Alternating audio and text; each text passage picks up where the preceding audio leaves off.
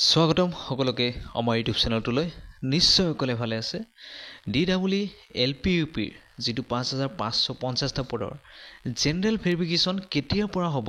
আপোনালোকে বহুতো এইটো বিষয়লৈ চিন্তিত হৈ আছে নে প্ৰথমতে প্ৰভিজনাল মেৰিট লিষ্টটো প্ৰকাশ পাব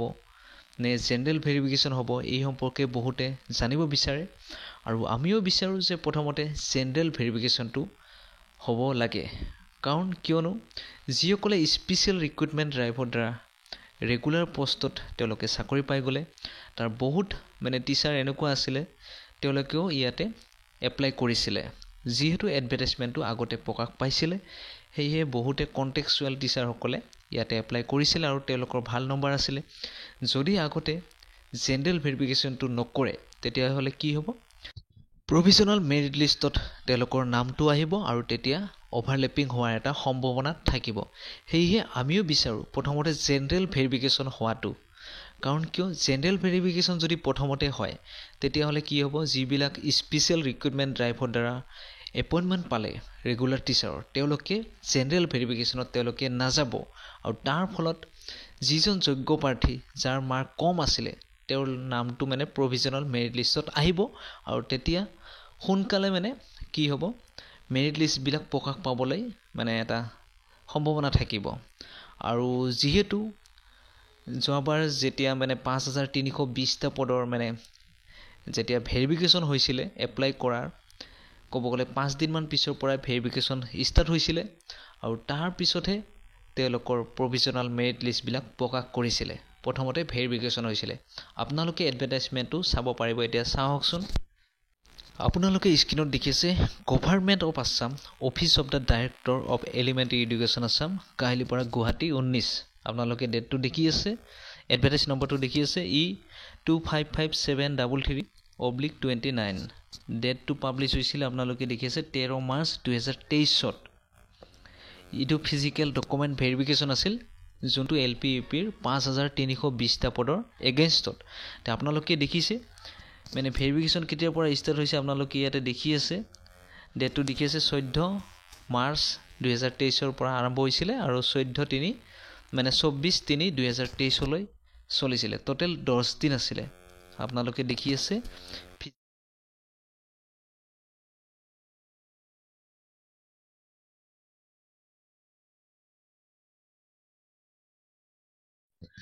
তেতিয়া কি হৈছিল 5320টা পদৰ এইটো পোষ্ট ওলাইছিল এইবাৰো সেম একেই আছে 5550টা যেহেতু সেইবাৰ যোৱাবাৰ কি হৈছিল 10 দিনত ভেৰিফিকেশ্যনটো হৈ গৈছিল তে আমি ভাবো এইবাৰো বেছি দিন নালাগিব 10-12 দিন মানে লাগিব যেহেতু নিউ বিজ্ঞাপনটোৰ যেটো 4500 পদৰ বিজ্ঞাপনৰ এডভাৰটাইজমেন্ট 15 ফেব্ৰুৱাৰীৰ পৰা আৰম্ভ হ'বলৈ গৈ আছে এতিয়ালৈ 20 দিন সময় আছে তে যদি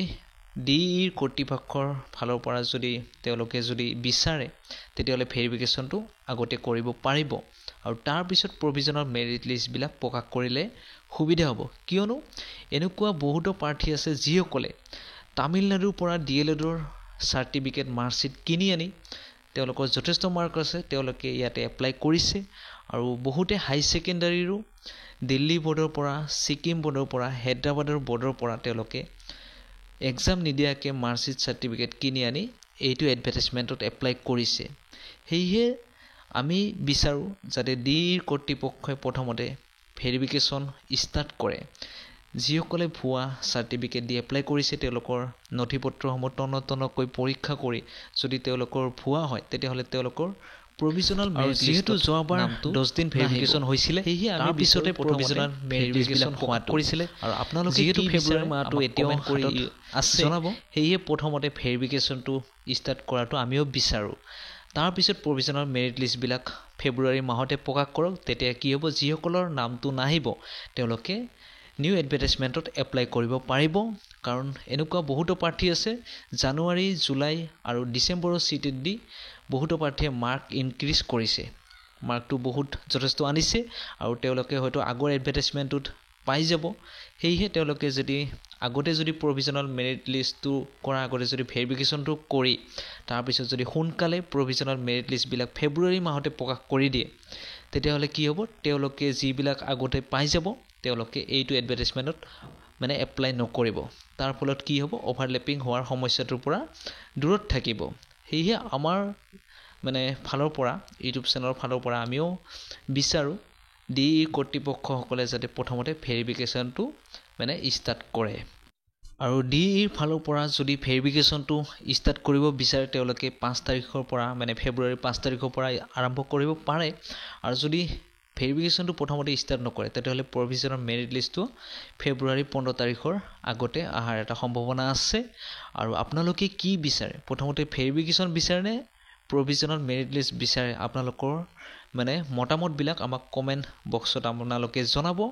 আৰু এনেকুৱা ভিডিঅ' পাবলৈ আমাৰ চেনেলটো আপোনালোকে সাবস্ক্ৰাইব কৰিব তে আজিৰ ভিডিঅ'টো এয়াই আছিল যদি ভিডিঅ'টো চাই ভাল পালে তেতিয়াহ'লে লাইক শ্বেয়াৰ আৰু সাবস্ক্ৰাইব কৰিব তেতিয়াহ'লে ধন্যবাদ